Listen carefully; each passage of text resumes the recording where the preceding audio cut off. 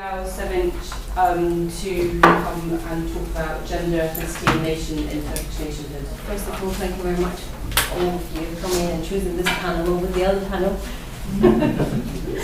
Yes, we need some people, and also I'd like to thank, obviously, Tina, Adıvar, and everyone who's involved in this organization. That's great. So basically, yes, my paper is about is looking at literary representation of non-Muslim, non-Turkish women in Turkish national literature, which is written during the period Republican and Republican era. And the purpose is on the role that such women played in the construction of gender Turkish nationhood, or to simplify it, their role in constructing the Turkish identity, what we understand what's Turkishness today. And in particular, obviously, their role as others in reconstructing and sustaining a particular image of Turkish womanhood, a new image of Turkish womanhood, which I will be talking about later. So why I have chosen Halide, Edib, Adıvar? First of all, because I did my PhD on Halide, Edib, Adıvar, and that was the easiest for me. And everything's ready, so I didn't have to spend time. But the main reasons, obviously, is that she is one of the prominent names, leading names in Turkish national literature, and her contribution to Turkish national movement is, through her writings and public speeches, was so significant that she came to be regarded as the mother of the Turks. And of course, she joined the Turkish independence war between 1919 and 1922, and she was given the rank of corporal, which was the first time ever, in Turkish history, by Mustafa Kemal Atatürk, as the founder of the Turkish Republic. And her works, this is another reason actually, are generally regarded to be indicative of their treatment of women, both Turkish and non-Muslim women, within the emergent national discourse. What I mean is that usually female characters in her novels came to be regarded as a prototype, as a stereotype of new Turkish woman, ideal Turkish womanhood. And we see a lot of non-Muslim, non-Turkish women in her novels. And again, these two characters are often juxtaposed to each other to create this, the behavior or ideal womanhood type in Turkey. So I have chosen two novels, given that we have limited time. One is Raik's Mother. I should have written the English translations actually. Raik's Mother, and the other one is Heartache. And these are written, in between this, the emergence of national literature in that period. They are found to be reflective of what the Turkish National Project attempts to construct with regard to women, representing non-Turkish, non-Muslim women in direct contrast to the essence of ideal Turkish womanhood. And I just want to give a very interesting passage by Hakim Milas, one of the leading scholars on minority women in Turkey. And he says the non-Muslim minorities were perceived not only as the enemy of the nation, but also ethically inferior vis-a-vis the superior, brave, strong, honest us too. A national identity was founded on the existence of the dangerous, treacherous, appealing, etc., the other. So the non-Muslim, non-Turkish woman's image as the other of the new woman in these novels that I will be talking about is particularly significant in terms of our understanding of the gender character of Turkish nation building, and also to explore obviously the role that these ethnic religious minority women played as the others in constructing and creating this what we understand Turkish womanhood. So when we look at the general picture, obviously, this is also important to emphasize the link between women, gender and nation. And as most of you, of course, know very well, post-colonial scholars emphasize very often that women have been vital to the nation building process as agents of ideological, cultural and biological reproduction. So Deniz Kandiyoti, again, I'm sure most of you are familiar with her name, one of the leading scholars in Turkish studies. She is also emphasizing the link between this woman and national project, and she says women bear the burden of being mothers of the nation, a duty that gets ideologically defined to suit official priorities, as well as being those who produce the boundaries of ethnic national groups, who transmit the culture and who are the privileged signifiers of a national difference. However, not all women fit into the vision of nation state in the same way. Women of different ethnicities are often given restricted roles within such ideological, cultural and biological reproduction. And in the discourse of women and ethnicity, again, and nation, it's commonly acknowledged that much of ethnic culture is organized around rules related to sexuality, marriage, and family. So only those who are coming from the common origin, when I say common origin, those who are Turks, Muslim, and speaking Turkish language were considered true members of Turkish nationhood or full-fledged Turkish citizens, and the other ones were considered as the others. Such markers, again, this is a passage by another scholar, Nira Yuval Davis, says, such markers, for example, are expectations about honor, purity, and the mother of patriots, reproducers of the nation, transmitters of ethnic culture, often symbolize the use of women as an ethnic resource. So women therefore reproduce not only class, but also ethnic groups. And this understanding that gender, ethnicity, and nation are informing and constructing each other is also relevant, in understanding, the Turkish national building process. And as you know very well, after the collapse of Ottoman Empire, Turkish Republic was founded in 1923, and then there was a search for creation of new Turkish identity. So women became a central subject of debate. I mean, their role and their position and what kind of image should be created was the main concern of this Turkish national project, because they became the, if you like, the transmitters of this national sense. They became the symbol of new Turkish identity. So they attempted to create this new image of womanhood in order to create a role model for Turkish women. And who is this new Turkish woman? I still don't know very well, but I'm just giving you some brief definition of what scholars usually define. In the public life and literature of the early 20th century, Turkey, she appeared as the emancipated nationalist woman, often associated with the image of the modern but modest woman. Modern but modest woman. That is respect for the community over the individual, faith in education, in order to perform their duties as good wife and good mother, and being patriotic in order to raise national Turkish generation, and a careful exercise of their sexuality. Now, what makes this image problematic is that there are conflicting features, obviously. On the one hand, they expect this woman to be intellectual, educated, and in order to raise national Turkish generations. But on the other hand, they expect her to be asexual and modest. So this term is sexual, just to simplify this, means that you need to suppress your sexuality in public, and you need to look modest in that sense. So during this period, the glorification of the new woman was also played off against non-Muslim, non-Turkish women, both in public and also literature. So images of non-Muslim and non-Turkish femininity have generally served as one-dimensional and simplistic and often negative others of the ideal Turkish woman. And they were often perceived as a threat to the homogeneity of Turkishness. And they also threat to the civic, religious, and ethnic homogeneity sought by hegemonic Turkish nationalism.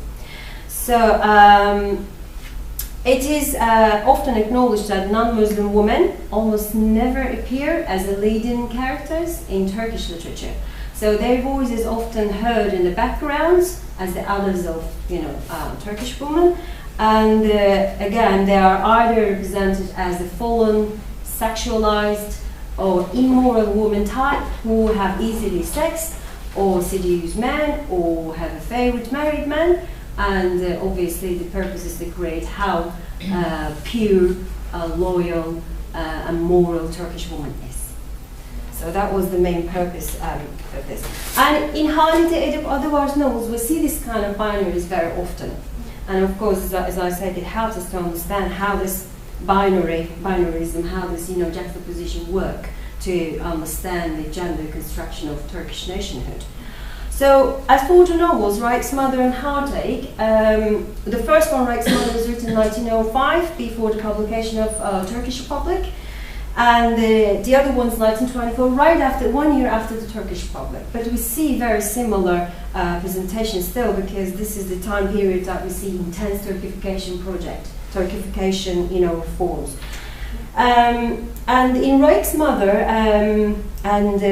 we have the female character, leading character Refika, and Zeyno in Heartache, and they are both considered as the ideal Turkish woman types. Refika and Zeyno are portrayed as asexual, virtuous and enlightened women, representing the main goals of nationalism. In contrast, we have non-Muslim women, Augustine and Dora. One is Polish. Anyone is Polish? And the other one is Dora, she's Austrian, depicted as sexualized and immoral woman. And as we see this very often, they are the ones who have an affair with the married Turkish men, as the bad types. And the male character in the first novel, Siren, his name is, in Raik's Mother, he begins the novel by emphasizing how an ideal woman should be. So, in order to emphasize this, first of all, he starts with this character we call Alafranga. I'm sure you heard this as a concept to refer to this old westernized woman type, who are copying or copycat of European women in terms of their behavior and clothes rather than their education. So there is this character called Necip, he says her morality is as ugly as her ready-made expensive clothes. After the foundation of shops that sell ready-made clothes, release of gramophones, our society began to lose its modest national custom. Necip has been learning French for 1 year, and so on. May Allah protect humble and modest men like us from such women who welcome their husbands with bonjour, bargain in French, while shopping in Beyoğlu, teach their child to call them mama rather than anne. And again, another interesting passage, he is talking about how an ideal woman should be, and he says, let me tell you what kind of woman I want. If she wants to learn another language, let her learn. Even 2-3 languages. But she could never bargain in French while shopping in Beyoğlu. In an attempt to imitate French women, she shouldn't fake smiles, rub her hands and nod her hand in such a strange and weird manner, show her hysterical sounds of amazement in French, or say, oh, mon père, is that correct? Okay? And when she sees her father, to show that she's a westernized woman, a Turkish woman should believe in God, should believe in Allah, should sometimes go to the mosque, a woman who could teach all these things to her children. So we could see how he's emphasizing these two types. And again, in the following episode, Siren, again the narrator, the male narrator, describes Refika, the leading female woman in the novel, as the representation of ideal new woman, by saying Refika is a perfect representation of a respectable woman, of an ideal wife and mother, an affectionate friend, a woman with a faithful and soft heart, loyal to her marriage vow, a woman who waits for her family. So just to understand this passage, very brief, I want to summarize the novel. So Refika leaves her husband because her husband is committing adultery with a Polish woman, and because she is very ideal Turkish woman, she's still loyal to her husband, although despite the fact that he's having an affair, and she's waiting for her husband while she's with her father. So that's kind of receiving praise from the narrator, saying that this is how a woman should be, despite that her husband is having an affair. She's still waiting for her husband because that's what men's nature are. There are some very interesting passages in the novel saying that why don't you go back to your husband and then Rafika's husband says that, don't you understand, you're a man, that's how we were created by Allah, so you can't blame me for that, I have weakness. And that's how the novel is trying to justify this aspect. Because he's a man, that's normal, but if a woman does that, then it's not good. Yes. So, also another interesting part, he first defines Augustine as a sensual woman, a tall, chubby, beautiful and blonde woman, a bit grumpy, with heavy makeup on her face, and in a purple dress. She attracts too much attention while she walks in a seductive manner. Then compares to Rafika and her modesty and maternalistic, a woman in black, walking with her head held high, as if she has gathered the pride of all women in the world in her elegant and young body, holding her son's hand. We see this kind of comparison very often in the novel. And as for the other novel, Hard Eight, the novel again starts by stressing how a woman should be, similarly. And Zeyno is defined as an intelligent and asexual woman. She's described as proud with her intelligence in a way that men wouldn't like at all, because she's proud and intelligent. And with a voice which is not clear whether it is she or he. So even her voice is not very sensual, if you like. That's stressed there, referring to her sexual, intellectual features of the new woman. So this definition has the echoes of Mustafa Kemal Atatürk, while his promotion of asexual new Turkish woman during the modernization period. He says, Mustafa Kemal Atatürk says in one of his speech, if our women present themselves with the proper dress and comportment required by moral prudence and participate in the scientific and artistic activities of the nation, I assure you that even the most conservative member of our nation will hardly keep himself from appreciating the situation. So, all this is to lies with the, Kemal's ideology of how a woman should be in public. Right, and in stark contrast to Zeyno, we have another female character, Dora, and she's portrayed in the role of femme fatale, who could kiss, have sex and commit adultery. Hassan is married to Azize, and he is in love with Zeyno, the ideal woman, but also he's committing adultery with this non-Muslim woman. And he still continues, I know it's a bit complicated, it's like a soap opera. Yes, he still continues to have an affair with Dora, yes, and as he views her as a source of consolation. Now this is interesting, how he defines this woman. He says, actually this is an echo of the Turkish man in that period in general, the way they perceive non-Muslim women. He says, to himself, no doubt that this 20th century must have brought up women like Dora to provide men with comfort and excitement without any struggle. So, we don't have to try so hard. That's great. They are there for our pleasure. And we go back to our wives later. So Turkish women who were expected, on the other hand, to be extremely careful in their interaction with men and strictly repress their sexuality. This was a quotation, by Aşrısı Pasha, in order to maintain their namus, honor. So basically, as a conclusion, although Augustine and Dora are only minor characters in these novels, they marked important reference points in the narrations as a representation of the non-Muslim, non-Turkish woman.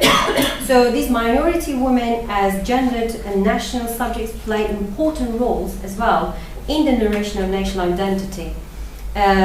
So upon my analysis of the women's images in these novels, it can be argued that the imagination of women in political and social terms are closely linked to the imagination of women as gendered national subjects in cultural texts.